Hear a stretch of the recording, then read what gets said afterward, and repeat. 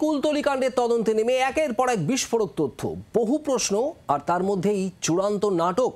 পুলিশকে দেখে পালাতে গিয়ে পাকড়াও এক যুবক। দিনভর রহস্য, রোমাঞ্চ, অ্যাডভেঞ্চারে ভরা কুলতলি ড্রামা।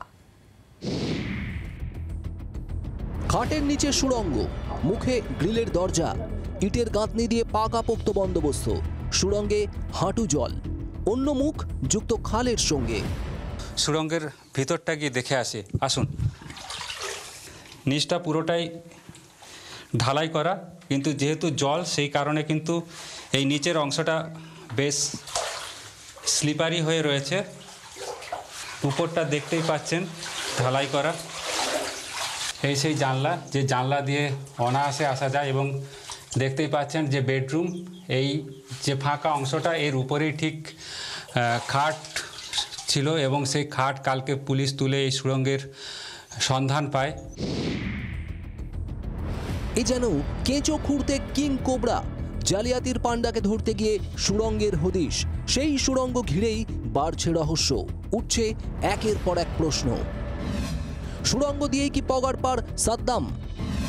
পুলিশের হাত থেকে পালানোর পরও কিভাবে উধাও? হামলার পর পুলিশের অভিযানে কেন এত দেরি? এত বড় সুড়ঙ্গ আগে কারো চোখে পড়ল না?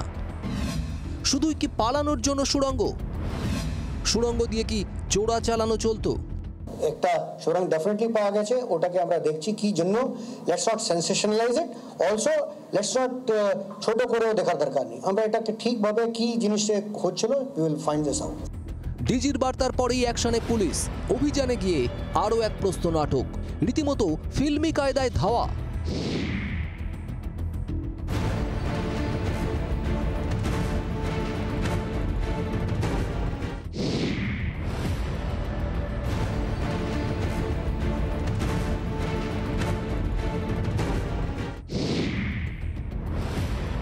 চক্রের সঙ্গে যুক্ত সাদ্দাম ঘনিষ্ঠ আফতাব সর্দারকে পরে গ্রেপ্তার করে পুলিশ। গোটা বিষয় নিয়ে জমে উঠেছে রাজনৈতিক তরজাও। এই সমস্ত বিষয় নিয়ে তৃণমূলকে আক্রমণ করা ঠিক নয়, এটা অত্যন্ত স্বাভাবিক বিষয়। সবে শুরু হয়েছে, এখন দেখতে থাকুন না কোথায়। এখন সুড়ঙ্গ দেখতে পেয়েছেন খাটের তলায়, এরপরে নতুন কোনো মনুমেন্টেরও সন্ধান পাবেন। পুলিশ দক্ষতার সঙ্গে খবর পেয়েছে বলেই তো পুলিশ গেছিল। ব্যাপারটা তো এরম নয় যে বাকিরা ধরে এনে দিয়েছে, সংবাদ মাধ্যম সুড়ঙ্গে ঢুকে গেছে, তারপর পুলিশ গেছে। পুলিশ খবর পেয়েছে, পুলিশ তাকে সন্ধান করতে গেছিল, ফলে আইনে যা যা আছে তাই হবে। তো পুলিশের ভালো কাজ।